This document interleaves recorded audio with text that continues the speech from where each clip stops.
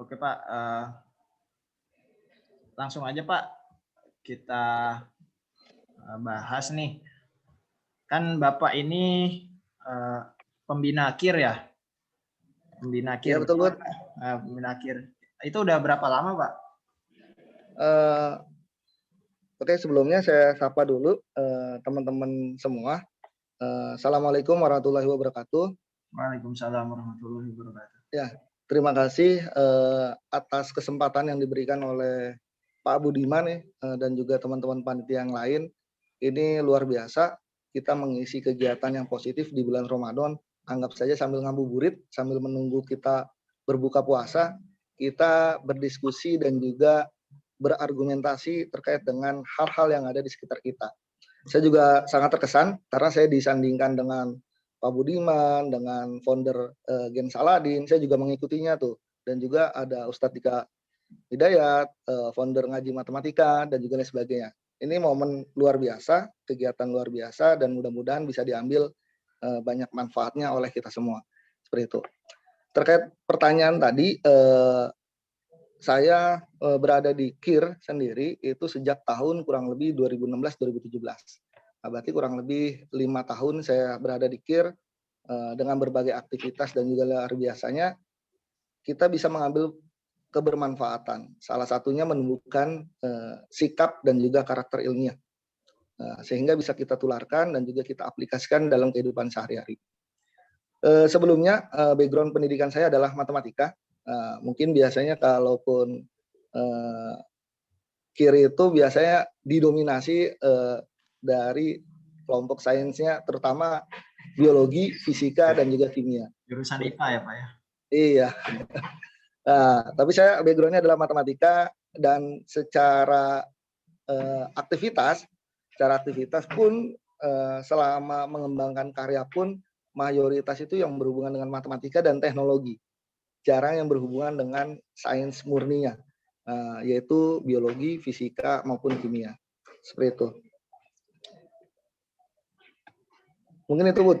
Oh iya, tadi berapa lama itu Pak membina? 5 tahun. 5 tahun. Sudah 5 tahun ya? Kurang lebih 5 tahun. Dalam waktu 5 tahun itu kira-kira Bapak itu sebelum membina itu punya rencana mungkin Pak yang bisa di-share? Sejujurnya beberapa aktivitas selama di KIRI sendiri kita lihat secara aktivitas ya ataupun kegiatan dan juga lain sebagainya, kita lihat kalaupun di KIRI itu memang banyak menguras energi dan juga pikiran, terutama kemampuan kita dalam hal penulisan karya ilmiah, terus konseptual dan juga lain sebagainya. Itu sangat membantu kita dalam berpikir kritis sebenarnya. Bagaimana kita mencari masalah dan juga kita bisa menemukan solusi dari masalah tersebut. Dulu sewaktu saya masih ada di KIR, banyak karya dan juga banyak produk-produk yang kita hasilkan selama saya mendampingi KIR, yaitu diantaranya yang paling fenomenal pada saat itu adalah ABC. Itu ABC itu adalah audio back, ya ABC itu singkatan audio back charger. Saya cerita dulu, ini latar belakang dulu yaitu melihat kebisingan aktivitas siswa yang ada di kelas atau di sekolah. Dulu awal mulanya bukan dalam bentuk tas, jadi ini konsep utamanya adalah charger dari energi suara. Charger energi suara, dan ini mungkin termasuk energi baru dan terbarukan karena bisa melihat dari peluang yang ada di kemudian hari, seperti itu. Konsep awal ABC itu bukan dalam bentuk tas, tetapi dalam bentuk belt, sabuk. Nah, jadi audio belt charger. Karena berdasarkan pertimbangan-pertimbangan, kalaupun dijadikan energi dan juga lain sebagainya, kata itu tuh menghindari radiasi. Makanya kita tidak melanjutkan penelitian itu, makanya kita ubah menjadi bag, jadi tas. Jadi charger energi suara yang dihubungkan ke dalam tas atau ransel sekolah siswa. Seperti itu. Bentuknya ini tas ya Pak ya? Nah, oke. Di kemudian hari ini juga bukan satu-satunya. Di kemudian hari berubah. Jadi ABC ini berubah menjadi dari awalnya tas berubah menjadi box, menjadi kotak. Ya. Jadi audio box charger. Jadi banyak berkali-kali kita merubah nama, tapi konsepnya adalah charger energi suara. Dan pada saat itu kita pernah mau mendaftarkan ke HAKI-nya, ke Kementerian Hukum dan HAM, tapi sangat disayangkan pada saat itu inventornya, si penemunya, si penggagasnya sudah keburu lulus terlebih dahulu. Maka ini pentingnya keberlanjutan ide dan juga keberlanjutan pelaksanaan atau aplikasinya. Karena kalau tidak ada keberlanjutan, maka si inventor tersebut akan sangat disayangkan berhenti di tengah jalan. Atau istilahnya mangkrak lah, seperti itu.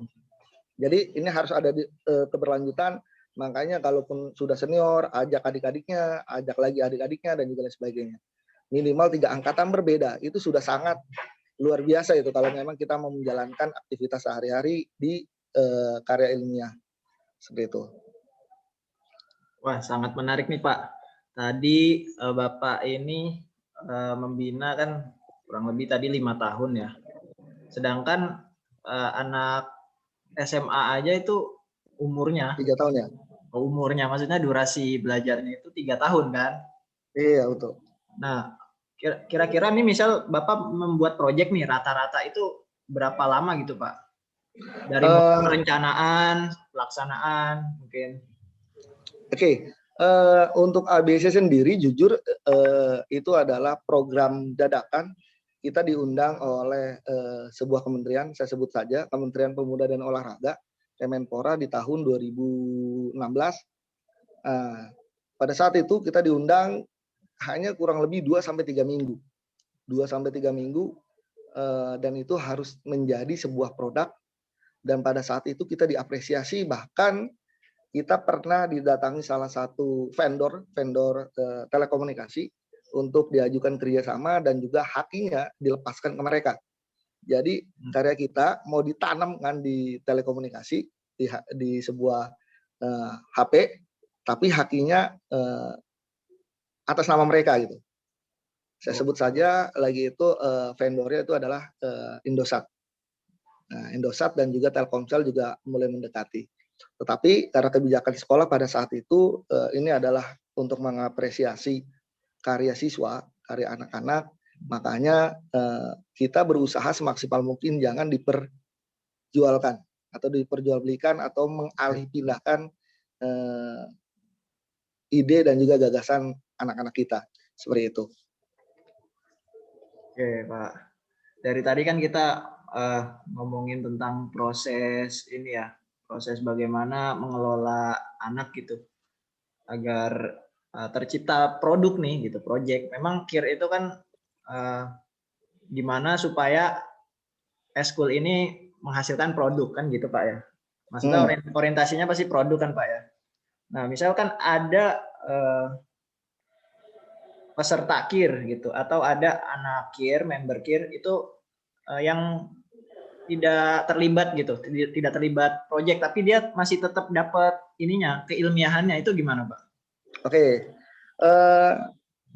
saya berkali-kali menyampaikan kepada siswa bahwa selemah-lemahnya kita berkontribusi itu adalah konfirmasi. Itu selemah-lemahnya kita berkontribusi hanya konfirmasi. Misalkan gini, kamu bisa membuat karya apa? Tidak bisa apa-apa, konfirmasi saja. Saya hanya bisa melakukan kegiatan A, atau saya hanya bisa presentasi saja, atau saya hanya bisa mengetik-ngetik saja. Nah itu selemah-lemahnya kontribusi. Nah, sedangkan sebesar-besar kontribusi itu adalah eksistensi dan juga prestasi. Jadi jangan melihat yang besarnya saja, tapi dari yang selemah-lemahnya itu konfirmasi terlebih dahulu. Karena KIR ini adalah kegiatan kolektif yang mana kita bisa berprestasi jika menggabungkan beberapa kemampuan dari siswa-siswa kita. Seperti itu. Ada yang ahli dalam presentasi, ada yang ahli dalam mengetik, ada yang ahli dalam membuat desain. Karena kan sepaket itu. Biasanya pada saat presentasi itu pasti akan ditampilkan posternya. Berarti ya, mau tidak mau harus ditampilkan desainnya juga, seperti itu. Bahkan pada saat kita membuat produknya pun harus ditampilkan, itu juga ada yang ahli membuat kelistrikan misalkan, ataupun bidang elektro dan juga lain sebagainya. Jadi memang ini komponennya saling berhubung, saling menyambung antar satu dan juga yang lainnya, sehingga tidak bisa kita pisahkan. Hanya yang bisa menulis karya tulis kumpul jadi satu tim, nah itu tidak bisa. Kalau bisa saling melengkapi. Dalam satu tim ada yang ahli dalam public speaking untuk presentasi, ada yang ahli dalam membuat desain untuk poster dan juga tampilan video misalkan, atau animasi dan juga lain sebagainya. Terus ada yang ahli dalam bidang pembuatan produk dan juga lain sebagainya. Jadi ini adalah satu kesatuan yang sangat utuh sekali. Jadi makanya minimal di KIR itu kita bisa mengembangkan sikap ilmiah. Sikap ilmiahnya apa dalam kehidupan sehari-hari? Misalkan sebagai pelajar, salah satunya tidak boleh mencontek. Itu juga salah satunya.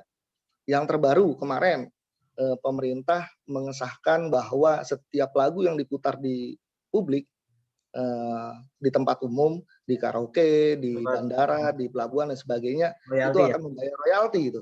Nah, ini juga menarik juga nih. Nah, ini ada yang pro, ada yang kontra.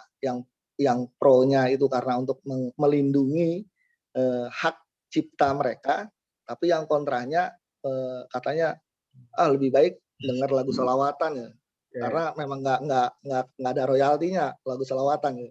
Azan juga Pak, nggak ada royaltinya. Oh iya, ya. Jadi ini adalah sebenarnya adalah untuk melindungi hak cipta si pembuat karya seperti itu. Karena kan kita sudah banyak kegiatan-kegiatan atau aktivitas-aktivitas yang sebenarnya jauh dari melindungi hak cipta orang tersebut. Nah, termasuk kalau di lingkungan pelajar, jangan mencontek saat ujian, saat ulangan, saat mengerjakan tugas, dan juga sebagainya. Karena kenapa? Itu untuk melindungi hak cipta. Nah, kan mengerjakan tugas kan hak cipta juga itu, hak cipta orang yang bersangkutan.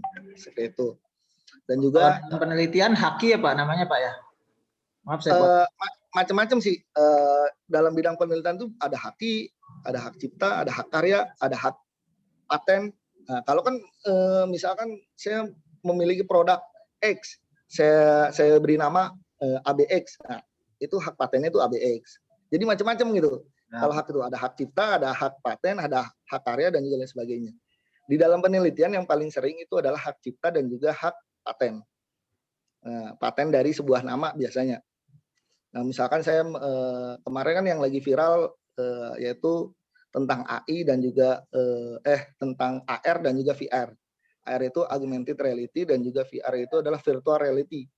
Nah, itu kombinasi antara AR dan VR itu adalah MR, mixed reality. Nah, itu.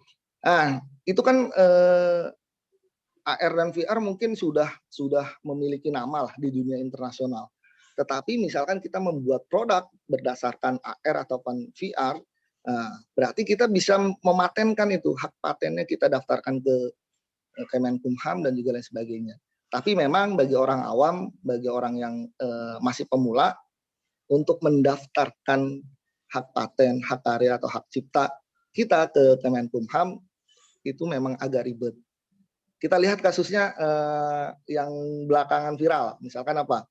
Terkait dengan merek, keberadaan merek. Yang pertama adalah ayam geprek bensu dan juga geprek bensu. Nah, ya kan mungkin kita semua juga sudah mengetahui hasilnya bahwa geprek bensu itu dimenangkan oleh si ayam geprek bensu. Nah, jadi si Ruben Onsu itu kalah ya kan. Dalam artian apa? Ternyata merek itu bukan hanya seutuhnya, bukan hanya seluruhnya. Sebagian saja ada merek yang kita pakai, itu kita juga bisa kena. Misalkan ada logo yang terkenal seglobal, Adidas misalnya. Kita pakai nama Didasnya, hanya tidak ada, itu juga kita bisa kena. Gitu. Mirip ya. Nah, jadi itu yang namanya hak paten itu melindungi keseluruhan atau bahkan sebagian. Nah, gitu. Jadi makanya ini sangat penting sekali, jangan sampai nanti, karena sakit sekali loh jika kita memiliki karya, tetapi karya kita malah diakui oleh orang lain. Begitu pula kalian akan merasakan sakit nih untuk tingkat pelajar. kalian mencontek, kalian dicontekin sama orang lain, tapi yang dapat nilai bagus adalah yang dicontekin. Sakit itu. Ya, Betul. kalian ngerjain capek-capek, sampai tengah malam begadang dan juga lain sebagainya. Terus besoknya teman kalian minta contekan, melihat untuk menyalin jawaban, ternyata yang nilainya bagus adalah yang dikasih contekan gitu. Nah, itu juga sakit sekali itu. Makanya pemerintah kemarin berusaha melindungi hak kita orang tersebut melalui peraturan presiden untuk membayar royalti di apabila memutar lagu di daerah publik atau masyarakat umum. Seperti itu. Oke Pak, dari tadi kita ini ya ngomongin produk-produk ya. Memang KIR ini kaitannya dengan produk gitu. Tadi kita berbicara merek. Nah, saya sering ngelihat judul-judul penelitian juga kadang siswa itu membuat nama merek gitu Pak ya. Nah, itu gimana sih Pak? Ada tips-tips bikin merek gitu? Misalnya judul apa? Atau memang itu kreativitas siswa aja gitu? Tidak usah kita siswa itu udah kreatif sendiri gitu bikin suatu merek yang nanti mereknya itu dijadikan judul penelitian gitu. Oke, gini, sebenarnya karena penelitian itu identik dengan apa ya, trust atau kepercayaan dari dewan juri sebenarnya. Ada juri yang memang lebih suka daripada judul yang panjang disingkat atau menjadi singkatan dan juga lain sebagainya. Gitu, jadi macam-macam. Jadi itu adalah keinginan dari dewan juri terkait dengan feel-nya. Apakah memang ini cocok atau trust atau bagaimana, seperti itu.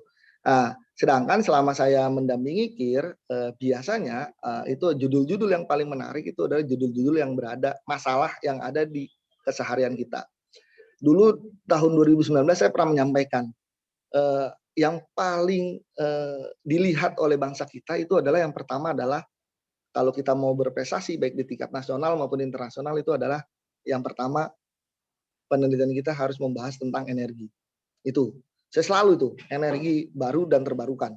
Itu silakan kalian pikirkan energi yang memang sangat dibutuhkan negara kita. Karena tujuannya apa?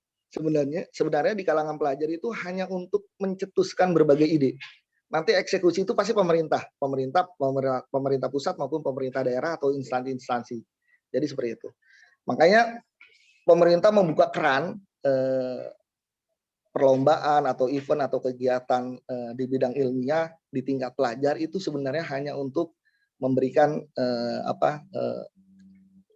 penyaluran ide-ide atau gagasan-gagasan terbaiknya. Sehingga jika memang ada yang cocok direalisasikan, nanti pemerintah daerah atau pemerintah pusat itu yang akan melaksanakannya.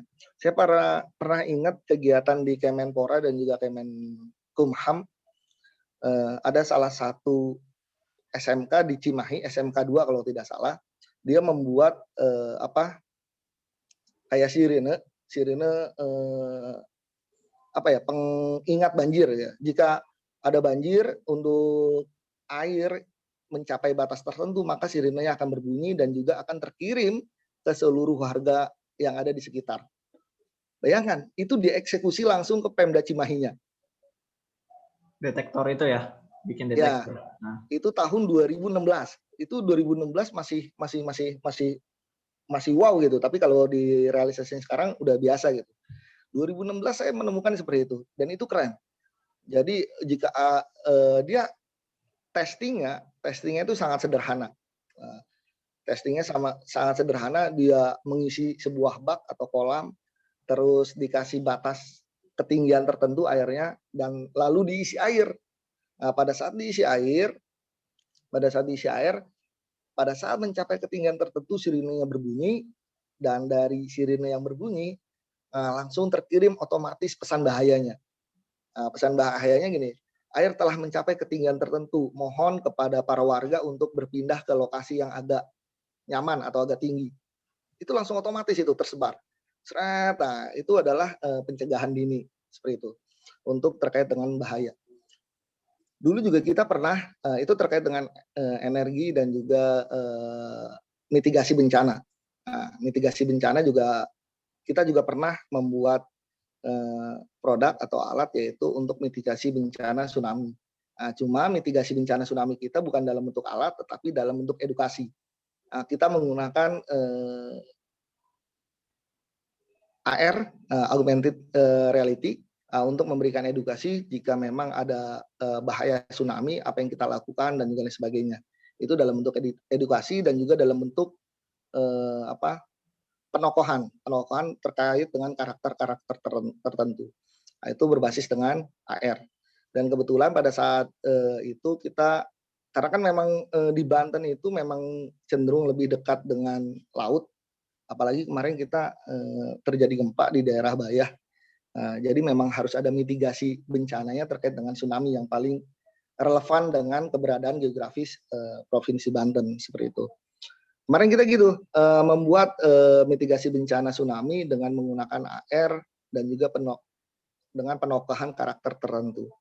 Untuk itu makanya ini sangat penting. Yang pertama, bidang-bidang yang sangat relevan untuk negara kita ke depannya untuk penelitian ilmiah, itu yang pertama itu adalah di bidang mitigasi bencana, yang kedua adalah energi baru dan terbarukan, yang ketiga adalah untuk menolong bisa dibilang Edukasi ya. untuk untuk menolong orang-orang yang kekurangan atau orang cacat, mohon maaf, seperti itu. Nah, itu juga sangat dibutuhkan oleh negara kita. Kita tahu bahwa di negara kita lampu lalu lintas itu selalu berwarna merah, kuning, hijau. Oh, difabel. Ya? Iya, betul. Nah, ya difabel lah boleh. Nggak kepikiran ya. Betul. Nah, sedangkan di Amerika itu bukan hanya merah, kuning, hijau. Bahkan kalau di kita itu merah, kuning, hijaunya selalu vertikal ya. Kalau di Eropa, di Amerika itu bentuk merah, kuning, hijaunya itu horizontal. Seperti itu. Ya, tetapi di sana ada bintik-bintik khusus yang hanya diketahui oleh orang yang memiliki kekurangan ataupun bisa dibilang buta warna lah. Karena bagaimana mau melihat merah, kuning, hijau gitu. Karena semuanya sama itu lampu lalu lintas. Tapi di sana ada menggunakan nomor kalaupun jalan itu apa, tetapi nomornya itu menggunakan bintik-bintik braille gitulah, kayak gitu. Jadi pada saat lampu merah yang terlihat sama orang umum itu ya warna merah, tetapi yang dilihat oleh orang yang buta warna misalkan itu bukan warna merah, tapi warna hitam putih atau abu-abu dan juga ada angkanya, seperti itu. Nah, itu juga termasuk visioner untuk memudahkan rekan-rekan kita yang difabel untuk memudahkan beraktivitas di luar, seperti itu. Begitu pula garis kuning yang ada di kereta komuter misalkan, itu kan ada garis kuning ya. Mungkin bagi sebagian teman-teman siswa pelajar mungkin tidak mengetahui itu fungsinya untuk apa sih sebenarnya. Nah, yang kuning-kuning bintik-bintik itu, nah itu adalah untuk membantu rekan-rekan kita yang difabel itu untuk berjalan. Nah, itu sebenarnya adalah rute berjalannya orang-orang yang tunanetra, seperti itu. Jadi memang kita harus mengetahui itu ide-ide seperti itu, gagasan-gagasan seperti itu yang bisa membantu memudahkan, membantu meringankan beban rekan-rekan kita yang difabel, seperti itu. Pak, ada pertanyaan masuk ini dari Lucy. Bagaimana kita bisa menemukan inovasi terbaru di era pandemi seperti ini, sedangkan penelitian atau eksplorasi terbatas?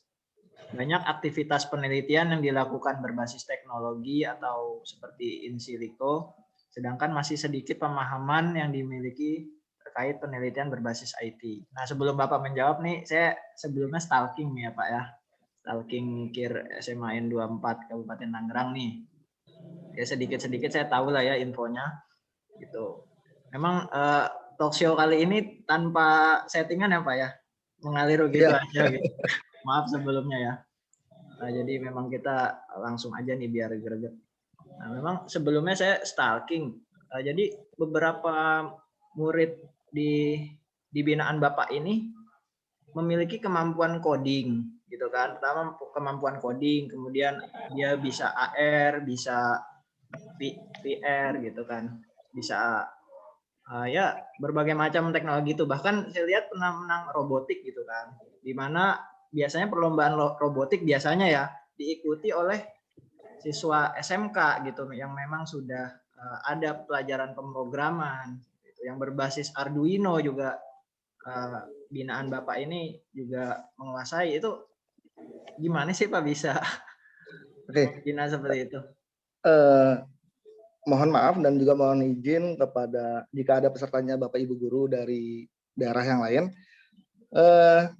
Sebenarnya sama kemampuan SDM yang kita miliki di masing-masing sekolah sebenarnya secara karakter itu sama. Mungkin yang hanya membedakan adalah perlakuan dan memaksimalkan perlakuan itu sebenarnya. Saya ambil contoh misalkan di awal-awal misalkan kelas 10 atau kelas 11 masuk ke TIR itu sama. Ada yang belum bisa desain, ada yang belum bisa public speaking, bahkan baru melihat laser pointer saja itu bahagia banget itu. Wah, malah dimainin lampunya sebagainya. Magic ya Pak ya, masih dianggap magic. Ya, karena biasanya dia presentasi cuma tombol next. Nah, ini pakai laser ya. Itu sampai dimainin lampu-lampunya, diputer-puterin dan juga lain sebagainya. Nah, tetapi pada saat itu apa yang terjadi? Pertama, saya ucapkan terima kasih terlebih dahulu kepada sekolah kami yang telah mensupport segalanya, mulai dari perizinan, bahkan sampai fasilitas sarana dan prasarana dan juga lain sebagainya. Bahkan yang tadi disampaikan Pak Budiman ini terkait dengan Arduino itu satu piece-nya dulu kita beli, sekarang kita punya kurang lebih ada 5 atau 6. Itu satu piece-nya itu adalah 400.000. 400.000. Tapi sekarang sudah meningkat, Arduino itu sekarang masih banyak dipakai tetapi sudah sedikit ditinggalkan. Sekarang mainnya Raspberry. Raspberry itu satu piece itu kurang lebih harganya 1,2 sampai 1,5. Nah, itu lebih simpel lagi, lebih ringan lagi dan juga lebih jangkauannya lebih luas untuk membuat produk-produk lainnya seperti itu. Itu Raspberry. Namanya Raspberry Pi biasanya.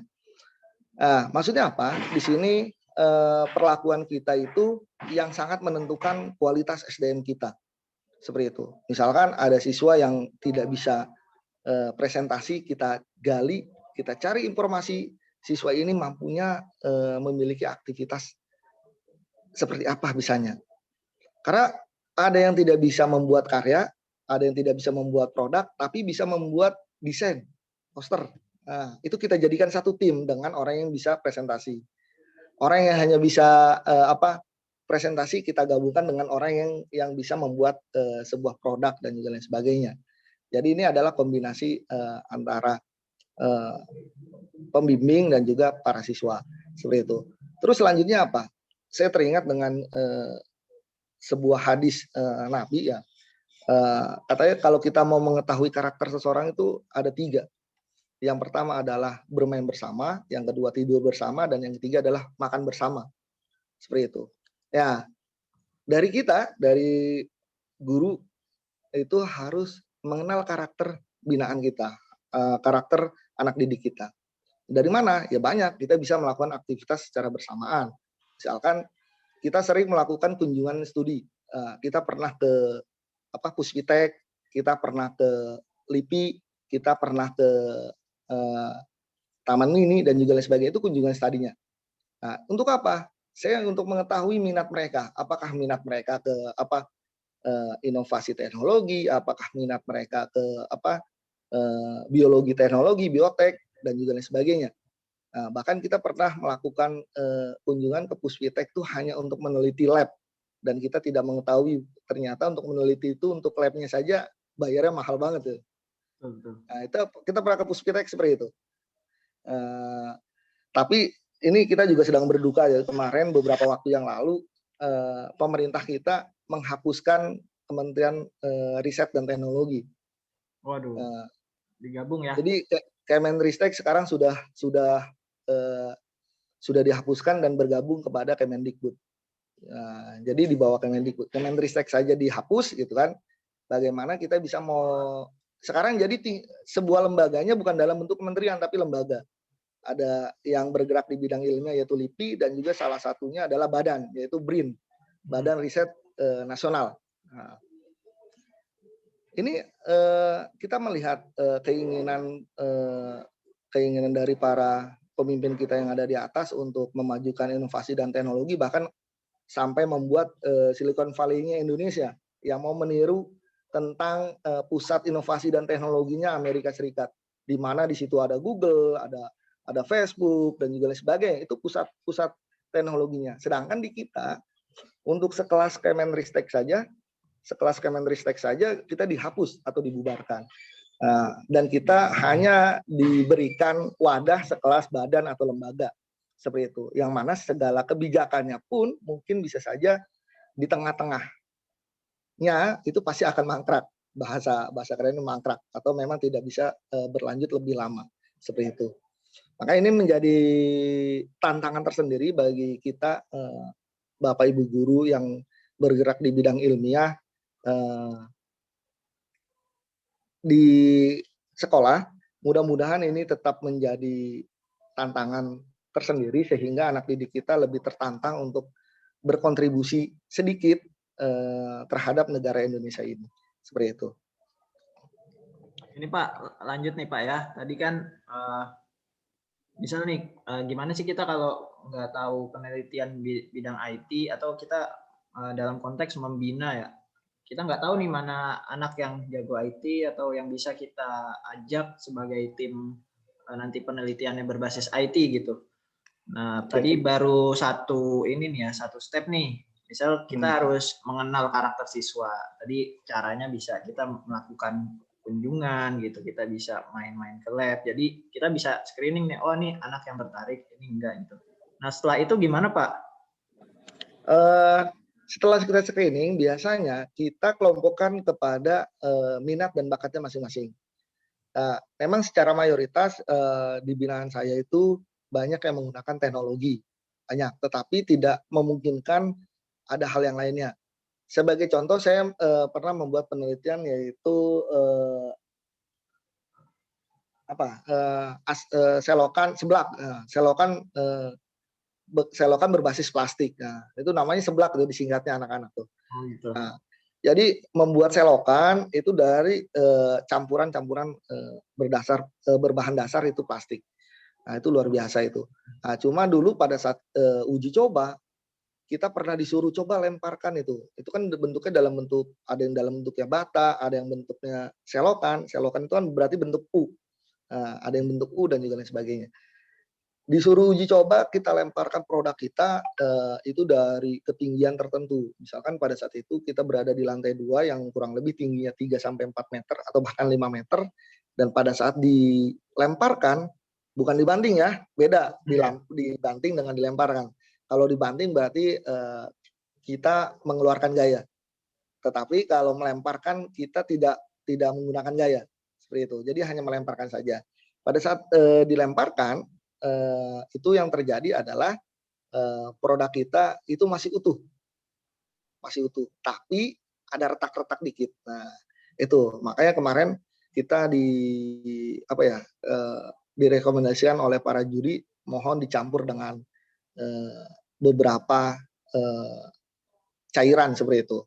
Saya lupa cairannya apa. Itu beberapa cairan supaya lebih rapat dan juga lebih kokoh seperti itu katanya. Karena kan plastik kan memang bahannya itu adalah lentur. Jadi untuk itu. Setelah kita kelompokkan minat sesuai dengan minat dan bakat, setelah itu eksekusi. Nah, tetapi kenyataannya banyak anak didik kita, banyak siswa kita kalau disuruh eksekusi itu aktivitasnya lambat atau malah tidak ada progresnya. Karena kenapa? Pertama, ketidaktahuan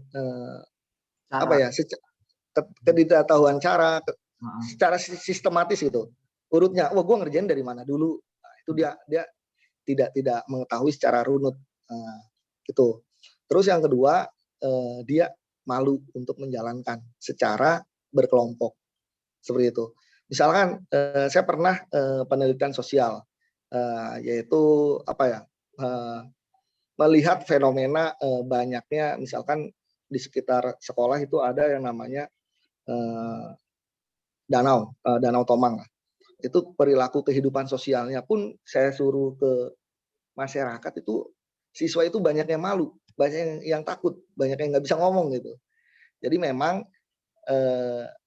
sedianya bahwa kalau untuk meneliti itu sesuai dengan minat dan bakat. Lalu bagaimana kalau memang kita tidak memiliki bakat di bidang teknologi atau IT? Ya berarti kita coba temukan minat dan bakatnya itu di bidang yang lain. Banyak ada orang yang tidak suka IT, tetapi dia suka kepada kehidupan hayati, tumbuh-tumbuhan, hewan, manusia, dan juga lain sebagainya. Ada yang tidak suka IT, tapi dia senang terhadap elektro, kelistrikan, dan juga lain sebagainya. Itu juga ada. Kayaknya untuk yang elektro sendiri itu tidak mesti pinter coding, tidak mesti pinter berbagai banyak aplikasi dan juga lain sebagainya. Hanya mengaplikasikan ilmu yang didapatkan dari guru fisikanya mungkin. Fisika dan matematika itu saling sinkron seperti itu.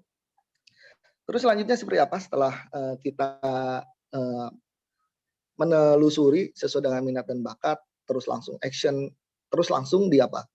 Kita langsung terjunkan ke lapangan melalui berbagai event, berbagai perlombaan.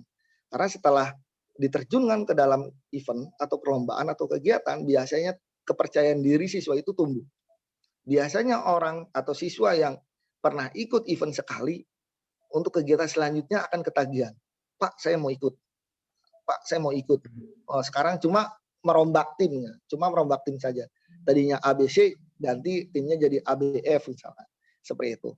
Jadi saya pastikan, saya jamin jika ada siswa-siswi Bapak Ibu atau teman-teman kalian yang sedang berlomba atau mengikuti event atau kompetisi, saya pastikan di kegiatan kedua, kegiatan 3, kegiatan 4 dan seterusnya itu akan ketagihan. Jadi akan ikut kembali. Berarti sebenarnya saya simpulkan, eksekusi ini nggak harus ini ya, misal setiap siswa ini harus bisa coding, setiap siswa ini harus bisa IT. Sebenarnya bisa kolaborasi ya. Dari kita screening, kita tahu nih, bakal tahu siswa kita itu siapa saja dan dia bisa apa saja, dan kita kelompokkan. Maksud kelompokan di sini kan bukan satu minat, satu rombongan gitu, enggak kan, tapi setidaknya di satu kelompok ini ada yang bisa desain, ada yang bisa coding gitu kan. Nah, baru eksekusinya bagaimana mengkolaborasikan itu. Nah, sekedar sharing aja, misalkan kemarin komunitas Warstek ya, Warung Sains Teknologi itu mengadakan kolaborasi gitu dengan perusahaan VR, gitu. Perusahaan yang berbasis virtual reality gitu kan. Nama perusahaan itu kemarin Milea Lab. Gitu. Jadi dia mengadakan workshop gitu kan, mengadakan workshop kerjasama dengan Warstek. Akhirnya kontributor Warstek ini jadi bisa bikin VR gitu kan, jadi tahu apa itu VR. Nah ini kan suatu kolaborasi yang mutualisme gitu menurut saya. Jadi kalau kita nggak bisa IT ya kenapa kita nggak mengajak orang lain yang pinter IT untuk satu tim penelitian dengan kita gitu. Iya betul. Jadi kolaboratif ya Pak ya. Ya, satu lagi tambahan ya. Tadi katanya kalau kita tidak bisa IT, tidak usah dipaksakan. Ini berdasarkan survei saya. Tiga bidang ini yang sangat dibutuhkan oleh Indonesia. Kalau bisa sih pemuda-pemudi kita, siswa-siswi kita itu memiliki keahlian di 3 bidang ini. Yang pertama itu adalah keahlian di bidang teknologi. Itu pasti selalu dibutuhkan dan selalu dinantikan karya-karyanya. Tuh ahli dalam bidang teknologi. Bahkan sekarang kita memiliki unicorn, bahkan kita unicorn terbesar di Asia Tenggara yaitu Gojek. Bahkan ada Traveloka itu juga punya kita sendiri loh, kan, dan juga lain sebagainya. Ke depan mungkin bisa saja kita menjadi unicorn terbaik se-Asia, itu sedang menuju ke sana dan juga lain sebagainya.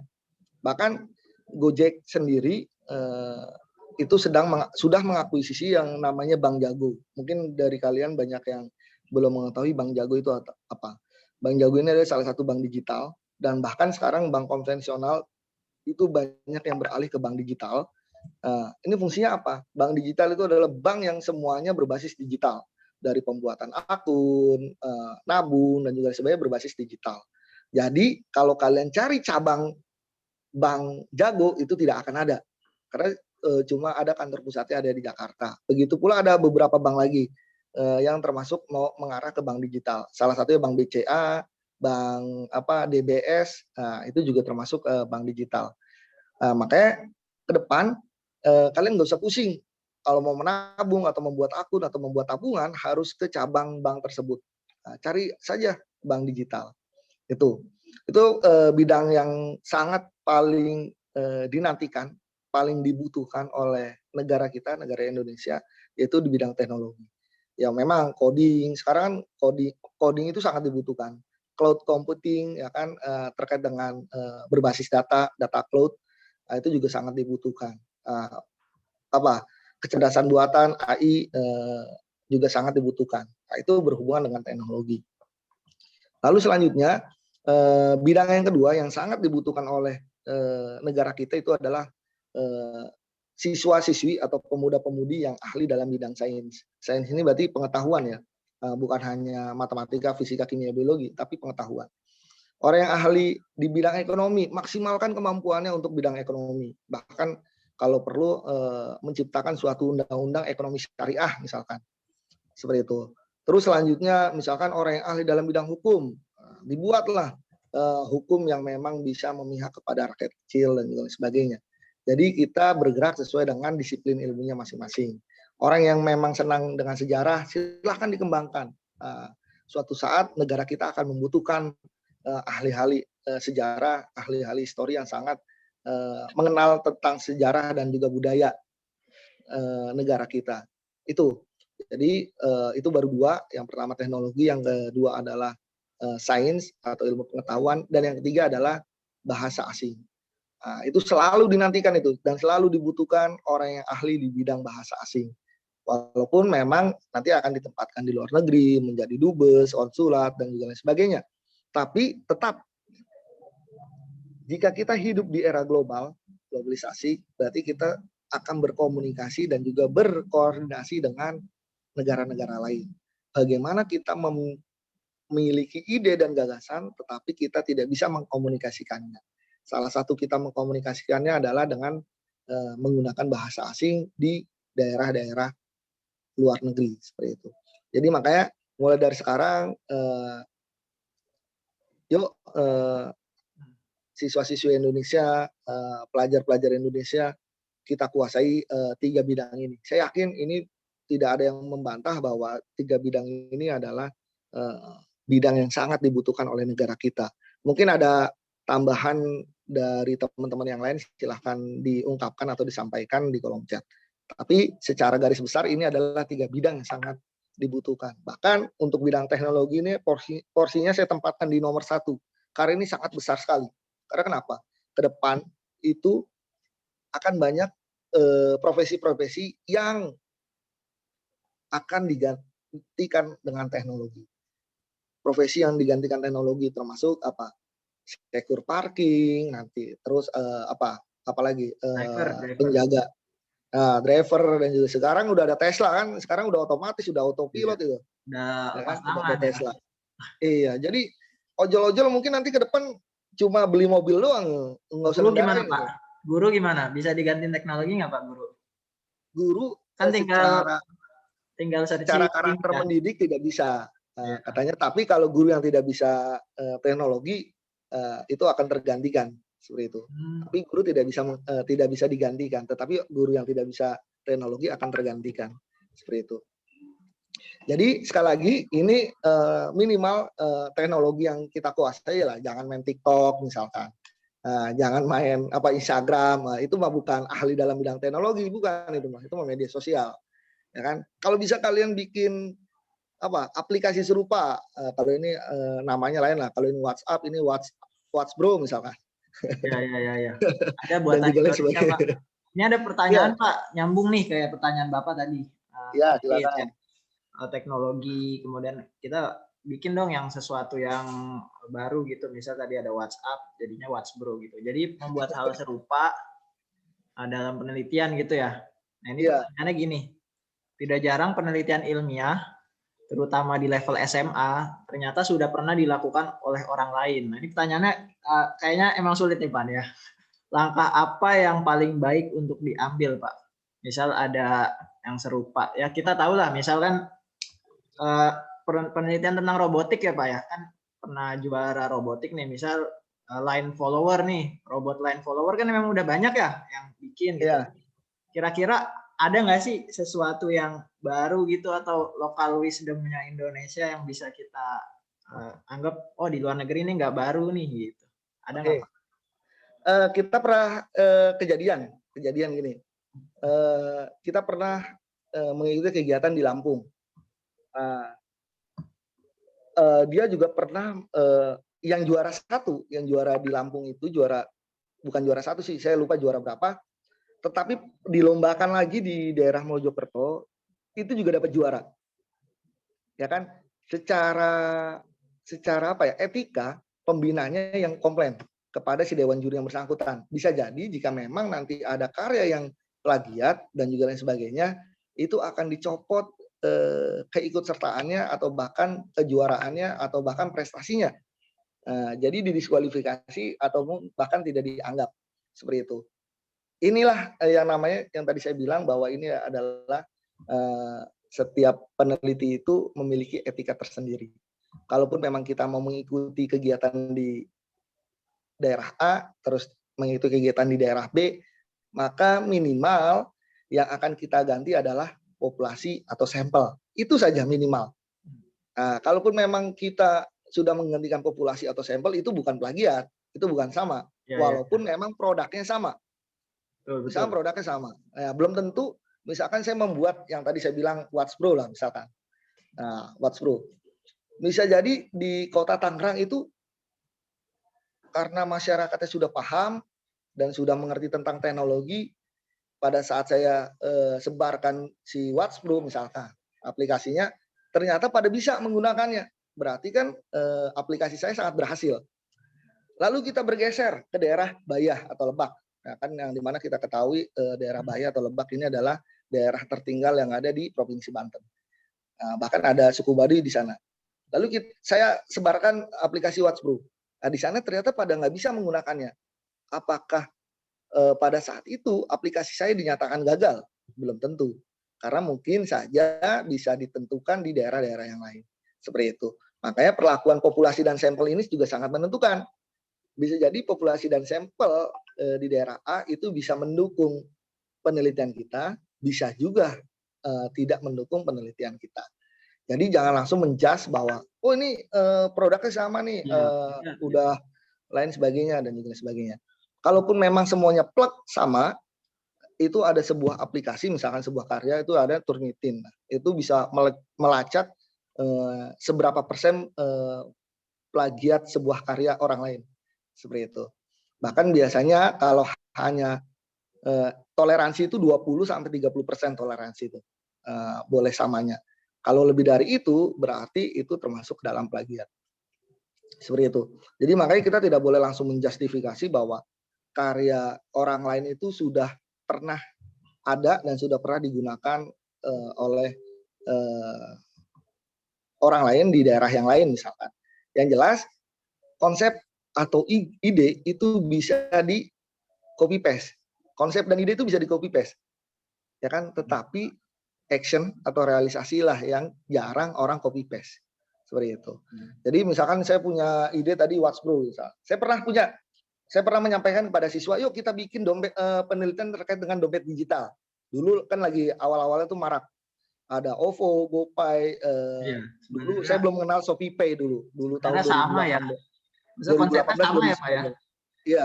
OVO apa tadi? Dana itu kan konsepnya sama ya. Iya, tapi dulu kita meneliti terkait dengan dompet digital, terkait dengan aktivitas media sosial terhadap dompet digital. Itu kita pernah itu. Ternyata apa yang terjadi? Saya sudah punya konsep kayak gitu, anak didik kita sudah diarahkan dan juga lain sebagainya. Ternyata di event yang sama, kita nggak jadi ngirim, ternyata muncullah itu dompet digital. Jadi secara tidak langsung antara di daerah A dengan daerah B itu sebenarnya punya konsep yang sama gitu, ide yang sama, gagasan yang sama. Tetapi realisasi atau actionnya itu cepet-cepetan gitu, cepet-cepetan. Nah, jadi yang dimunculkan ke publik belum tentu bisa menjadi pemenang dalam hak paten. Ini tergantung juga. Jadi yang muncul di publik belum tentu kalau nggak diurus hak patennya. Gitu. Jadi seduluan apapun muncul ke publik, tapi kalau dia nggak diurus hak patennya, sedangkan ada yang baru muncul ke publik, diurus hak patennya, nah, yang dilihat oleh negara itu adalah yang didaftarkan terlebih dahulu. Seperti itu. Jadi ya kayak gitu. Di bidang penelitian ilmiah memang banyak dinamikanya lah. Tapi saya yakin ini juga menjadi pembelajaran penting bagi kita para pendidik dan juga bagi siswa pelajar Indonesia seperti itu. Iya sih. Memang kadang ada itu, yang hampir sama sih ya, kayak WhatsApp sama Telegram. Cuma kan memang walaupun sama pasti ya eksekusinya berbeda gitu. Ya berbeda-beda dikit gitu. Ada sesuatu yang unik gitu di antara dua ini. Telegram seperti ini, kemudian WhatsApp seperti ini, punya keunikan masing-masing pastinya ya setiap produk itu Pak ya. Ya, tinggal di itu pertanyaan Muhammad Mikail ya, semoga terjawab. Ini DM lewat saya. Ini ada DM lagi Pak. Nggak tahu kenapa ini pada DM ya. Nggak apa-apa, sampaikan saja. Ya, mungkin malu ya. Ini dari Alzena. Pada fase pendidikan apa seorang anak didik itu bisa diberikan pelajaran mengenai jiwa ilmiah dan mulai dengan cara apa? Pada usia berapa mungkin ya? Sebenarnya bahkan sekarang sudah banyak lembaga yang memberikan pembelajaran coding sejak dini. Di Singapura itu SD pun sudah wajib bisa coding sederhana. Iya. Itu di Singapura. Di kita pun kalau bahkan saya pernah silakan Bapak Ibu ataupun para teman-teman pelajar silakan buka Kalbe Junior. Itu adalah kompetisi di tingkat SD. Kelas 3, 4, 5, 6. Kalbe Junior. Kalbe ini bukannya obat ya Pak ya? Perusahaan obat? Ya, itu sponsornya. Iya, maksudnya kan memang dia perusahaannya di bidang obat gitu. Farmasi lah, farmasi. Jadi dia ini mengadakan gitu Pak ya untuk anak-anak. Iya, Kalbe Junior itu mengadakan event dan itu biasanya gabung di kegiatannya LIPI biasanya di LKIR. LKIR bahkan untuk setingkat SD pun ada LKIR LIPI. Maksudnya apa? Ternyata kita tidak ada batasan minimal ya untuk menumbuhkan jiwa ilmiah kepada siswa ataupun pada anak-anak kita ya. Bahkan semenjak lahir pun pada saat memberikan ASI itu pun jiwa ilmiah itu. Kalau memang bayinya itu sudah berpikir kritis kok bisa keluar gitu. Ataupun bisa keluar susunya dan juga sebagainya, itu jiwa ilmiah itu. Ya kan? Bahkan pada saat misalkan sewaktu bayi bisa berjalan tanpa berjatuh misalkan. Itu kan juga kalau si siswa ataupun si anak kita itu bisa menyadari bahwa itu adalah kemampuan kita untuk belajar keseimbangan gitu. Dan juga lain sebagainya. Ternyata tidak ada minimal usia untuk diberikan pembelajaran terkait dengan karakter ilmiah. Ini saya bilang karakter ilmiah ya, atau jiwa ilmiah. Tetapi kalau memang untuk belajar terkait dengan coding dan juga lain sebagainya, memang itu ada standar minimalnya, yaitu 7-8 tahun itu minimalnya. Nah, bahkan di Singapura itu kelas 1-2 itu juga sudah diajarkan terkait dengan coding. Karena kenapa? Coding itu ternyata membentuk atau melatih anak didik kita untuk berpikir kritis dan juga kreatif.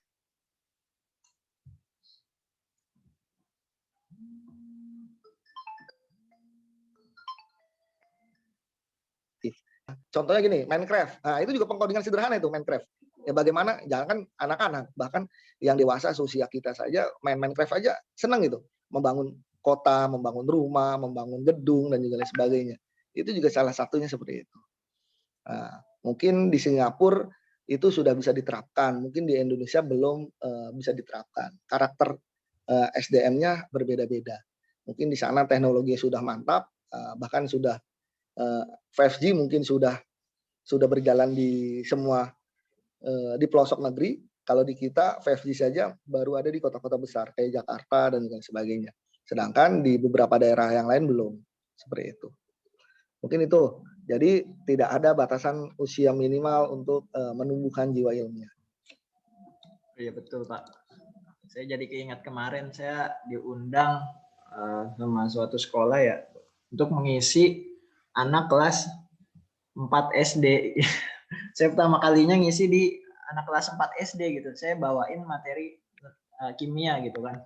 Ini gimana caranya? Akhirnya saya cari-cari kan tahap perkembangannya. Itu ada di psikologi perkembangan ternyata. Misalkan nih kalau kita ngajar anak SD itu metodenya seperti apa, menggunakan bahasa yang seperti apa, itu ada di psikologi perkembangan ternyata. Ya tentunya psikologi Anak SD perkembangan SD pastinya Pak. Saya kalau kuliah itu diajarinnya psikologi perkembangan anak SMA soalnya. Saya baru belajar juga kemarin kan.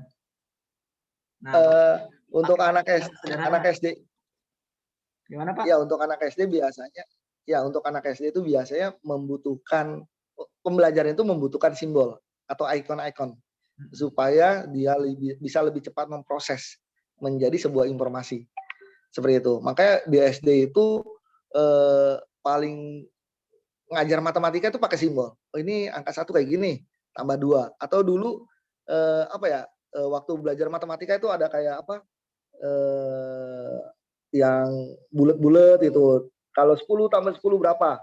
Nah, atau pakai lidi-lidian. Nah, itu simbol-simbol yang harus kita berikan kepada anak didik kita. Memang seusia SD itu adalah harus dengan simbol atau ikon seperti itu. Itu juga berdasarkan teori dari Piaget itu. Atau dari teori mana tuh? Teori pembelajaran itu. Aduh, bingung juga saya. Ini Pak ada pertanyaan masuk lagi nih. Ini masih tentang anak bocah. Ini nge-DM saya. Kalau anak yang terkena pseudoscience itu yang seolah-olah sains tapi bukan sains. Nah, itu setahu saya gitu, Pak. Ini pertanyaan dari Tarisa SMKN 2 PKU. Ini anak SMK nih, luar biasa ikut webinar ini nih. Ya, bisa jadi. Saya ambil contoh ya, mohon maaf saya ambil contoh misalkan kasus seperti ini. Kasus terkait dengan, bukan kasus sebenarnya, teori tentang flat earth atau bumi datar. Itu bisa jadi pseudoscience gitu.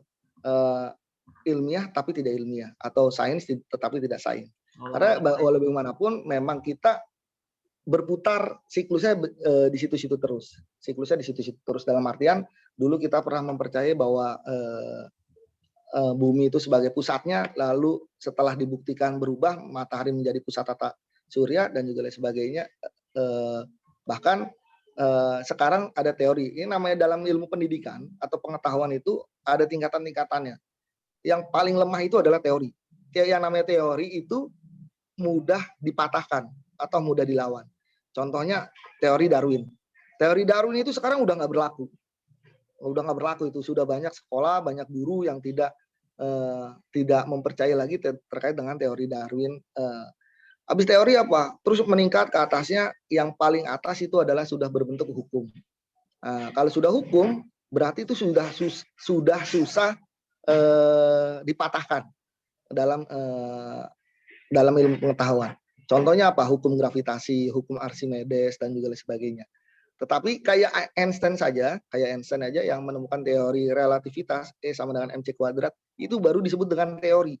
Ke depan itu mungkin akan bisa dipatahkan atau bahkan bisa disempurnakan kembali. Hak patennya B.J. Habibie tentang crack, makanya disebut dengan teori crack. Itu juga masih bisa dipatahkan atau bahkan disempurnakan di kemudian hari. Makanya masih disebutnya namanya teori. Makanya jika kita mau belajar ilmu pengetahuan, syukur-syukur kita sudah bisa mencapai hukum.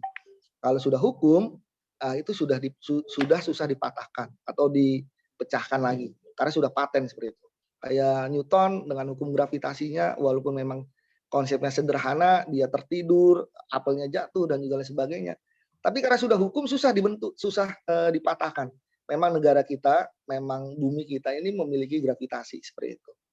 Makanya memang Ini pentingnya kita belajar terkait dengan sains dan juga fenomena-fenomena sains yang ada di sekitar kita, supaya kita tidak termakan banyaknya hoaks yang ada di sekitar kita. Karena hoaks yang dianggap benar, maka suatu saat akan dijadikan benar juga. Jadi kebenaran yang dianggap salah terus, suatu saat akan menjadi salah juga. Seperti itu. Contohnya misalkan, gini, ada seorang siswa terlambat, setiap hari kesiangan. Alasan ke guru piketnya, maaf Bu, saya bangun kesiangan. Besoknya juga, maaf Bu, bangun kesiangan. Besoknya lagi, maaf Bu, bangun kesiangan. Lalu apa yang terjadi di hari selanjutnya? Kamu bangun kesiangan ya. Jadi yang tadinya salah, jadi dibenarkan. Udah sana kamu masuk, bisa jadi seperti itu. Betul.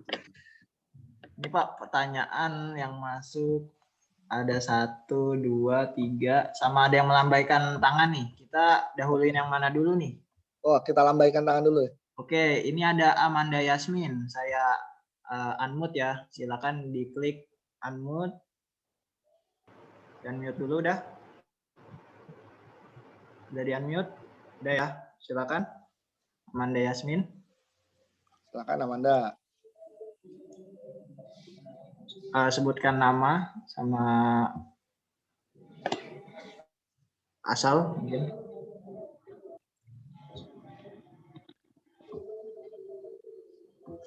Sudah tadi, sudah saya ask to unmute. Tinggal diklik aja.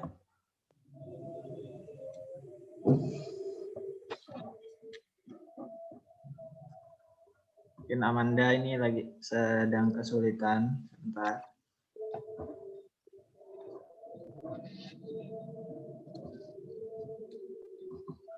Tadi udah saya ask to unmute. Oke, sambil menunggu ya. Ini ada pertanyaan yang nge-DM dan tidak DM. Kalau yang pertanyaan yang tidak DM nih lebih ke ini Pak, minta contoh Pak yang Bapak pernah bikin nih, mitigasi bencana dengan media AR. Apa, Pak? Ini yang harus saya tunjukkan bagaimana nih?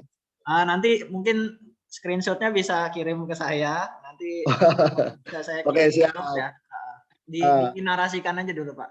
Oke, maksudnya gini, pertama memang yang tadi disampaikan contoh ini dalam rangka untuk melindungi karya orang lain, itu akan kami berikan hanya berbentuk abstrak ataupun judul saja. Sisanya isinya dan juga lain sebagainya mungkin tidak akan kami berikan seperti itu. Sedangkan contoh yang dulu yang pernah secara intinya itu adalah mitigasi bencana terkait dengan proses edukasi. Misalkan jika ada gelombang tsunami, hal apa saja yang harus kita lakukan? Itu kita mitigasi bencananya dengan edukasi. Misalkan jika kita melihat air laut mengering dengan drastis, misalkan yang tadinya sudah sampai di bibir pantai terus ini ke tengah, itu juga menjadi kewaspadaan kita untuk berhati-hati. Bisa jadi itu sedang surut, bisa jadi juga. Tetapi bisa juga itu menjadi tanda-tanda awal untuk tsunami. Nah, terus setelah itu, jika banyaknya hewan laut atau ikan-ikan itu yang terdampar di pantai, itu juga harus kita asumsikan bahwa itu adalah gejala awal atau tanda-tanda awal untuk terjadinya tsunami. Lalu jika sudah terjadi tsunami, apa yang kita lakukan? Misalkan kita harus menaiki tempat dengan permukaan yang tinggi dan juga lain sebagainya. Terus tidak berada di sekitar arus listrik atau tiang listrik dan juga lain sebagainya. Nah, jadi hal-hal seperti itu yang memang kita edukasi, kita sosialisasikan ke masyarakat, ke sekolah-sekolah, ke instansi dan juga lain sebagainya. Dulu kita sistemnya berbasis barcode. Jadi setiap siswa pakai kamera. Jadi siswa dulu konsepnya memang kita mau ada di sekitar di titik-titik umum yang dimana dengan scan saja sudah bisa terbaca gitu. Itu kita lakukan seperti itu dengan karakter-karakter penokohan yang memang identik. Dulu kalau nggak salah karakternya karakter wayang deh kalau nggak salah. Nah, itu yang dibuat tahun 2018, 3 tahun yang lalu. Jadi ini adalah proses edukasi, bukan produk, tetapi proses edukasi di mana untuk memudahkan edukasi ke masyarakat jika memang sewaktu-waktu terjadinya tsunami. Ingat tsunami itu baru rame-rame, baru viral itu setelah kejadian tsunami yang ada di Aceh tahun 2004. Sebelum kejadian itu kita tidak akan pernah melihat atau mendengar yang namanya tsunami. Jadi karena korbannya wow, korbannya fantastis, sehingga negara-negara di seluruh dunia sejak saat itu mulai mewaspadai gejala-gejala tsunami. Bahkan ahli-ahli geografi itu juga belajar lagi terkait dengan lempeng bumi, terus batuan yang ada di dalam bumi dan juga lain sebagainya. Sehingga semenjak itulah kejadian-kejadian yang namanya ada di pinggir pantai ataupun di laut itu diidentikan dengan kejadian awal tsunami. Seperti itu. Oh iya, berarti ini ya berbasisnya VR-nya itu barcode. Nanti barcode-nya kita bisa tempel di tempat-tempat ini apa ya umum, misalkan Iya, bisa. dekat bencana. Wah, ini nggak kepikiran nih. Saya sebelumnya pernah Pak bantu mahasiswa jurusan pendidikan fisika bikin pembelajaran sama AR juga, itu berbasis barcode, tapi dia ditaruh di buku gitu, di modul, di sebuah buku. Kan ini maksudnya kenapa nggak ditempel di ini ya tempat-tempat yang kiranya itu Ya bisa. misalnya di tembok, di tiang listrik atau di instansi-instansi resmi itu juga bagus itu. Ya bisa. Nggak harus buku ya, buku kelamaan dong bawa buku ya. Mending langsung aja ditempel di tempat umum, misalkan di dekat tiang listrik, ntar masyarakat bisa langsung scan, langsung Ya, betul. mendapatkan informasi atau bisa ngeliat animasi yang kita ini telah buat. Bahkan dulu kalau memang itu dipakai dan digunakan sama pemerintah daerah, ini pemerintahnya kalau nggak pemerintah, dulu pada saat itu lomba di Serang, kalau dipakai sama pemerintah Serang ataupun Provinsi Banten, ini akan sangat meminimalisir bencana akibat dari tsunami tersebut. Kayaknya pernah ini apa ya, tsunami ya, kan di Banten 2018. Itu 2000, ya itu yang apa grup band itu pernah ikut terseret itu kan pas manggung di Anyer. Betul. Nah, gitu. Karena memang Banten itu memang sangat rawan dengan tsunami gitu. Secara geografis dan juga lain sebagainya. Makanya kalau di sini ada Bapak Ibu guru yang memang sedang membina dan juga membimbing karya ilmiah, kalau terkait dengan mitigasi bencana tentang energi itu dipastikan akan mudah untuk menjuarai event atau kompetisi tersebut. Kita juga kebanyakan juara itu Pak ya, di bidangnya teknologi ya. Kalau kemarin pernah sempat bidang sosial pendidikan kita belum lolos ya Pak ya. Ya. Kok kita sih Bapak.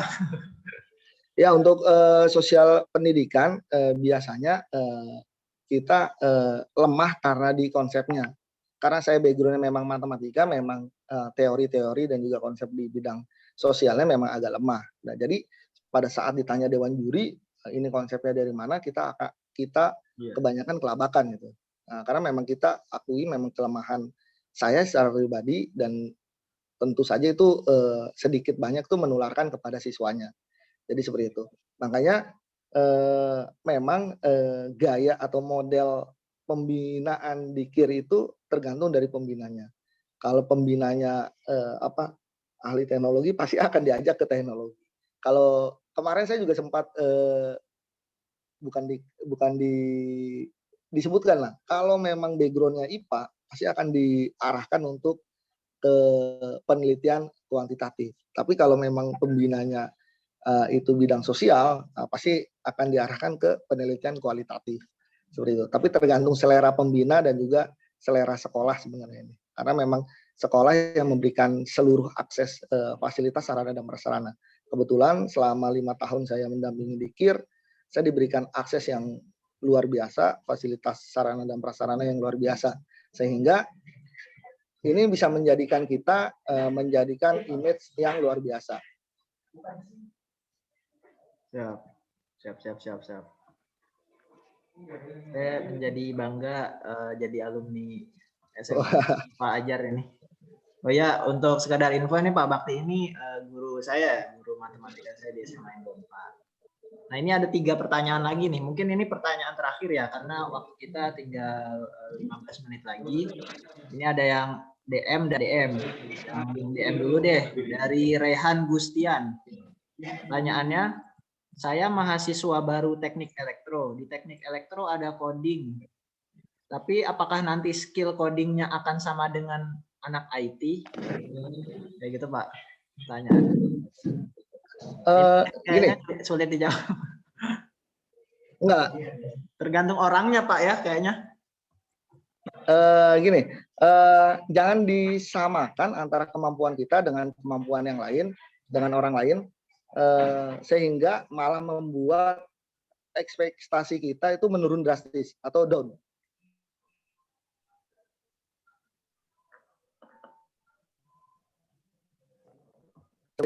Jadi misalkan tadi ada yang menyampaikan bahwa baru itu seharusnya bisa meneladani dari atau melihatlah dari kakak-kakaknya, kelasnya ataupun senior-seniornya yang ada di kampus. Biasanya di mahasiswa baru itu suaranya rada ini Pak, putus-putus Pak. Suaranya sedikit putus-putus. Oh, putus. Coba dengar nggak sekarang? Videonya dimatikan dulu Pak, sebentar Pak. Suara aja. Oke. Nah. Oke, terdengar tidak? Sudah jelas. Oh, berarti harus dimatikan nih videonya? Iya, mungkin pengennya gitu gadgetnya. Oh, betul. Oke. Saya lanjutkan. Saya coba nyalakan ya.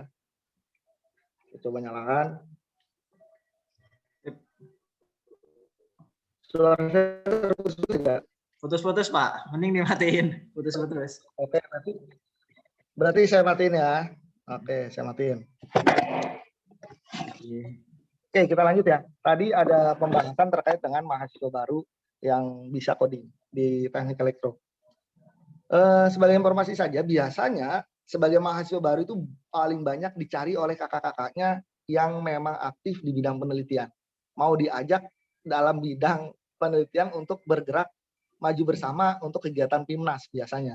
Atau di Kementerian Agama biasa apa namanya, Bu?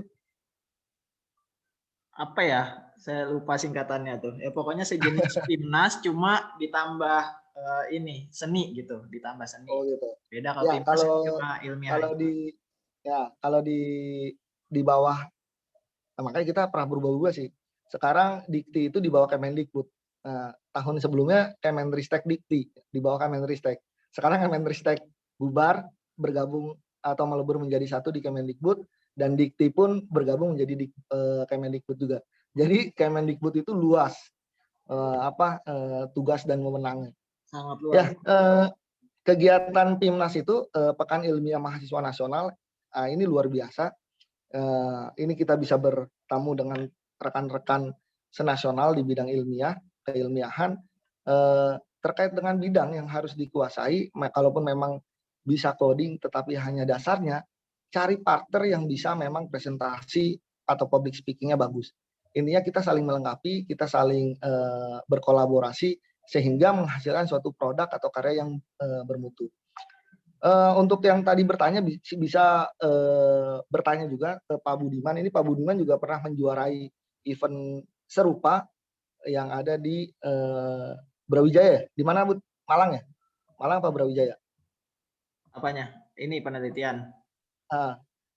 Yang pernah menjuarai di Surabaya. Oke, Surabaya. Nah, itu juga tidak semuanya ahli presentasi misalkan. Tidak semuanya ahli desain misalkan, tidak semuanya ahli laboran atau yang suka ke lab ya, nggak semuanya. Tapi saling berkolaborasi. Ada yang suka mencari referensi, ada yang suka mencari atau turun ke jalan, mencari data, dan juga lain sebagainya. Jadi kesempatan kali ini, kalaupun memang mau berhubungan dengan coding, Cobalah bikin karya atau produk yang memang sangat dibutuhkan. Produk apa? Misalkan yang tadi saya sebutkan, yang berhubungan dengan mitigasi bencana misalkan, atau yang berhubungan dengan energi baru terbarukan, atau yang berhubungan dengan kemudahan untuk membantu saudara-saudara kita yang difabel dan juga lain sebagainya. Jadi seperti itu. Ada suatu kasus ini kalangan pelajar, dulu dia pernah mengikuti kegiatan kompetisi tingkat nasional. Itu hadiahnya kurang lebih 12 juta. Hadiahnya dia belikan karena memang penelitiannya terkait dengan kemudahan untuk memberikan bantuan kepada difabel. Dulu dia pernah hadiahnya tuh dibelikan kursi roda. Luar biasa. Ini untuk siswa pelajar SMA ini. Jadi dia bikin karya tulis untuk memudahkan difabel, tetapi dia juara, hadiahnya 12 juta. Hadiahnya bukan buat diri mereka sendiri. Malah mereka belikan kursi roda untuk membantu meringankan saudara-saudara kita yang ada difabel. Itu toleransinya besar, jiwa kebersamaannya besar dan juga lain sebagainya. Kenapa kita yang lebih dewasa dari pelajar SMA misalkan tidak bisa melakukan hal seperti itu? Dari hal-hal kecil seperti ini, bahkan kalau memang kita kerja kolektif, di Sumatera ada, di Jawa ada, di Kalimantan ada, di Papua ada yang berpikir ilmiah, suatu saat negara kita akan menjadi negara besar. Seperti itu, akan menjadi negara-negara maju. Ingat, Amerika itu menjadi negara maju karena kenapa? Banyak inovasi-inovasi, banyak inventor-inventor yang memang berkembang di sana. Ada Facebook, ada Google, ada Amazon, dan juga sebagainya. Itu berkembang di sana. Bahkan Alibaba Group yang punya Jack Ma itu pun buka pasarnya juga di Amerika untuk mengembangkan usahanya dan juga sebagainya. Ada Apple dan juga sebagainya. Itu kan inovasi-inovasi di bidang teknologi. Kenapa kita tidak bisa menggunakan inovasi-inovasi karya-karya Indonesia, pemuda Indonesia itu sebenarnya keren-keren, yahut-yahut, mantep-mantep. Buktinya ada B.J. Habibie. Buktinya ada penemu 4G. Itu punya kita, Hairul Anwar itu. Ya kan, itu 4G. 5G juga katanya juga ada dari kitanya juga, dari Indonesia juga. Digarap juga. Kan? Kenapa kita tidak bisa mengarah ke sana gitu? Cuma memang kadang-kala sehebat apapun, sekreativitas apapun pemuda Indonesia buat atau ciptakan karya atau produk tersebut, tetapi jika tidak ada campur tangan dari pemerintah untuk legalitasnya, untuk supportnya, ya sama saja. Makanya kadang-kala ada orang yang menganggap lebih baik dikembangkan di luar negeri. Kita lihat B.J. Habibie itu untuk mendirikan atau membuat pesawat itu membutuhkan waktu berpuluh-puluh tahun saat dia menjabat wakil presiden. Ingat, B.J. Habibie itu menjadi wakil presiden, menjadi Menteri Riset dan Teknologi terlama, kurang lebih 20 tahun. Dari tahun 78 sampai tahun 98. Ya kan? Di bawah beliau itu dia berusaha membuat pesawat yang suatu saat idenya pun sebenarnya katanya untuk menghubungkan masyarakat Indonesia itu antar pulau. Jadi konsep B.J. Habibie itu pesawat itu suatu saat bisa menghubungkan antara Indonesia antar pulau itu. Konsep yang sangat sederhana. Seperti itu. Makanya dia sampai membuat teori crack dan juga sebagainya, bahkan dipakai di dunia maskapai penerbangan. Jadi ke depan saya berharap, saya juga yakin, saya juga optimis bahwa negara kita bisa mengembangkan dan juga bisa mensupport karya-karya inovasi dari pemuda Indonesia, sehingga menghasilkan karya-karya yang luar biasa yang bukan hanya bisa dirasakan oleh masyarakat Indonesia tapi masyarakat secara global. Seperti itu. Ingat, persaingan global itu semakin mepet, semakin cepat. Kalau sekarang kita masuk ke 5G itu misalkan 4.0 misalkan, suatu saat kalau sudah meningkat menjadi 5.0, wah itu lebih cepat lagi. Mungkin durasinya cuma hitungan tahun, bukan puluhan tahun lagi. Seperti itu. Siap. Tantangan kita Mungkin gitu, Pak Budiman. Tantangan kita semakin berat ya Pak ya. Iya. Untuk membina anak biar tidak tergerus oleh globalisasi gitu. Jadi ya memang saya misal jurusan teknik elektro, belajar coding juga, akan sama nggak sih dengan orang yang tidak belajar teknik elektro gitu? Ya bisa jadi akan sama, bisa jadi akan beda tergantung usaha kita gitu Pak ya, kira-kira ya. Nah, tergantung kita menyikapi cara belajarnya. Saya pernah punya siswa, dia dari jurusan IPS. Dari jurusan IPS, pada saat awal dikir dia tidak bisa apa-apa. Tidak bisa desain, tidak bisa teknologi, tidak bisa presentasi dan juga lain sebagainya. Tetapi pada saat itu, pada saat awal-awal dikir kelas 10. Tetapi setelah menjelang di akhir kelas 12, apa yang terjadi? Dia ahli desain, dia bahkan sekarang bisa merakit komputer, bisa merakit PC, bisa membuat coding dan juga lain sebagainya. Bahkan sekarang dia bekerja sebagai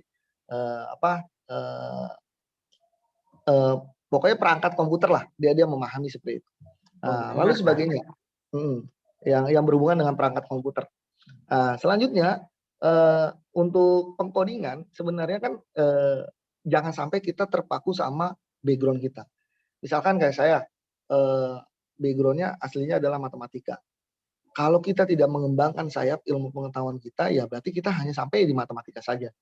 Kita tidak bisa mengetahui yang namanya teknologi, kita tidak akan mengetahui yang namanya bahasa asing, dan juga lain sebagainya.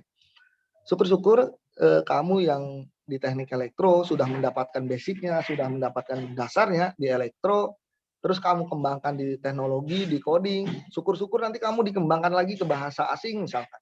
Itu menjadi skill yang luar biasa itu, skill yang Yahud.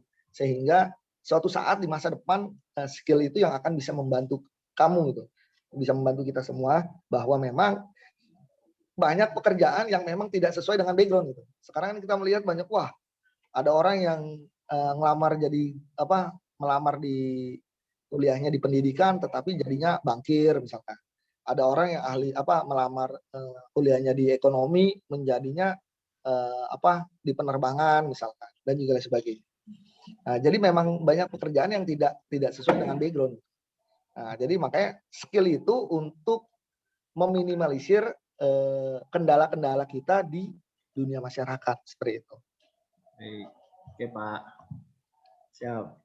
Ini ada 2 pertanyaan terakhir yang mirip gitu tentang anak. Kalau pertanyaan dari Dira dari UT ini tentang anak usia dini yang dia itu terobsesi dengan sains tapi tidak didukung oleh orang tuanya. Intinya tentang kayak gitulah ya. Nah, yang terakhir dari Ramdan dia tentang itu juga, tentang anak yang bukan bakatnya tentang ilmiah gitu. Mungkin di luar tentang ilmiah bisa seni atau olahraga gitu. Tapi di Indonesia ini seolah-olah dipaksakan gitu. Menurut Bapak gimana nih? Ini pertanyaan terakhir ya Pak. Sebenarnya waktunya udah habis, ini masih antusiasnya luar biasa. Tadi pesertanya ada 59, berkurang 9, mungkin lagi berbuka puasa Pak di daerahnya ya Pak ya. Pesertanya dari berbagai daerah. Silakan Pak. Oke, yang pertama terkait dengan anak yang memang sudah dari kecil minat dengan sains dan juga orang tuanya tidak mendukung.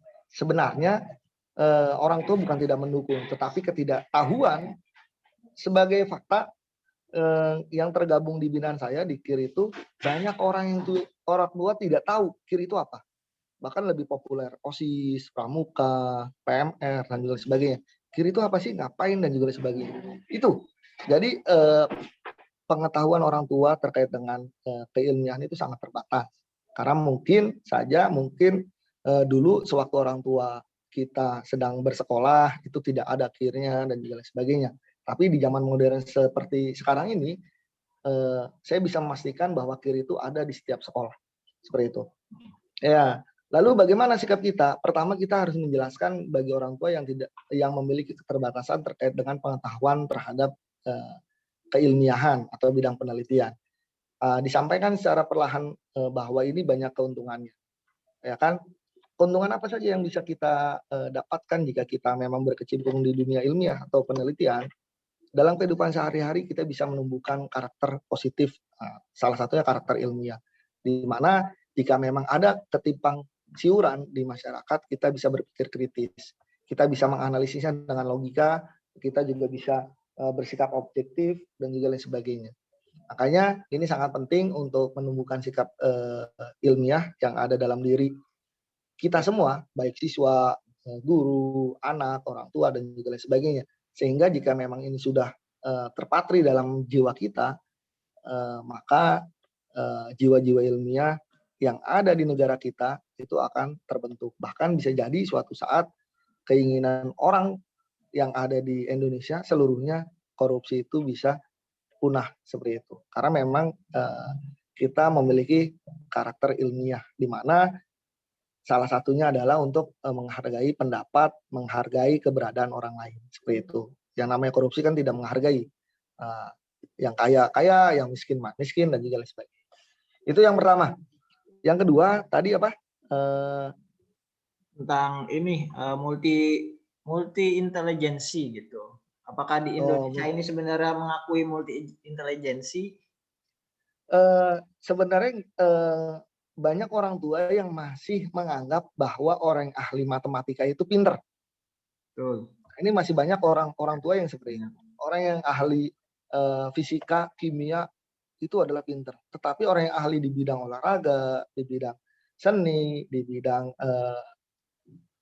lainnya itu memang itu mah biasa aja, wajar dapat nilai bagus, wajar bisa karena memang itu hal biasa. Yuk mulai dari sekarang yang mengikuti kegiatan ini mulai dari sekarang persepsikan, ubah mindset kita bahwa setiap orang memiliki karakter yang berbeda. Sehingga perlu perlakuan berbeda dan juga tidak perlu disamaratakan. Jangan sampai mungkin kita merasakan lah pada saat setiap pengambilan rapot kita selalu dibandingkan dengan anak tetangga. Kamu main aja, anak tetangga pinter misalnya. Nah, ya karena kan orang tua kita selalu ceramah tiap semester seperti itu. Nah, mulai dari sekarang yuk ubah mindsetnya, kita posisikan bahwa setiap anak memiliki keunikan berbeda-beda. Kalaupun memang tidak pandai di matematika, kita cari minat dan bakatnya di mana. Barangkali kita bisa menemukannya. Kalaupun memang tidak bisa menemukannya sekarang, kita bisa menemukannya di tahun-tahun yang akan datang. Kalaupun memang kita tidak bisa merasakannya, nanti orang lain yang akan merasakannya. Seperti itu. Kalaupun memang orang lain tidak merasakannya, mungkin suatu saat negara yang akan merasakannya. Nah, merasakan kontribusinya, merasakan karyanya, merasakan produknya, dan juga lain sebagainya. Seperti itu. Makanya mulai dari sekarang kita bergerak bersama untuk memajukan negeri kita sesuai dengan bidang masing-masing, sesuai dengan kemampuan masing-masing, sesuai dengan ilmu masing-masing. Suatu saat kita akan berada atau ketemu di puncaknya. Puncak kesuksesan sebagai sebuah negara. Negara yang maju misalkan, negara bebas korupsi, negara yang adil, negara yang makmur, dan juga lain sebagainya. Mungkin itu saja, Pak Budiman. Luar biasa materi kita hari ini. Ya, sudah menuju azan maghrib. Kita cukupkan ya teman-teman ya. Sekali lagi saya ucapkan terima kasih kepada Pak Bakti dan tentunya seluruh peserta yang sudah hadir. Terima kasih ya. Saya titip pesan Pak Budiman. Ya. Jika ada Bapak Ibu guru dari sekolah yang lain, jika memang mau tergabung ke dalam komunitas pembina KIR seluruh Indonesia, bisa japri ke saya atau nanti bisa langsung ke Budiman. Seperti itu ya. Bagi yang mau bergabung dalam komunitas pembina KIR seluruh Indonesia. Siap, Pak. Oke. Ya, semoga kita setelah ikut acara ini semakin bisa mendidik anak siswa ya, bagaimana agar mereka ini berpikir ilmiah, walaupun bukan bidangnya tentang penelitian, tapi setidaknya berpikir ilmiah ini universal gitu, bisa untuk bidang apa saja. Bidang seni, bidang politik, kemudian bidang olahraga itu membutuhkan ilmu gitu, yang ilmu ini bisa didapatkan jika kita berpikir ilmiah. Minimal dia bisa membedakan mana baik, mana benar, itu sudah ilmiah. Dia bisa membedakan ini berita benar, ini berita bohong, itu sudah ilmiah. Nah, seperti itu. Oke, selanjutnya kita penutupan bisa on cam mungkin ya. Kita screenshot gitu. screenshot di gadgetnya masing-masing ya, boleh. Kalau berkenan. Ada yang dari UPI, ada yang dari Pekanbaru. Wow, macam-macam nih. Mungkin ada yang sudah azan maghrib gitu ya. Silakan bisa di screenshot. 1, 2, 3. Oke. Mungkin layar selanjutnya bisa screenshot sendiri ya. Nanti bisa di-share dan di-tag di Instagram atau sosmed lainnya. Oke. Terima kasih teman-teman yang sudah mengikuti kelas sesi pendidikan bersama Pak Bakti. Sampai jumpa di pertemuan berikutnya yang membahas tentang tutorial cara membuat media pembelajaran yang baik gitu kan. Oke, terima kasih teman-teman. Terima kasih Pak Budiman, terima kasih semuanya.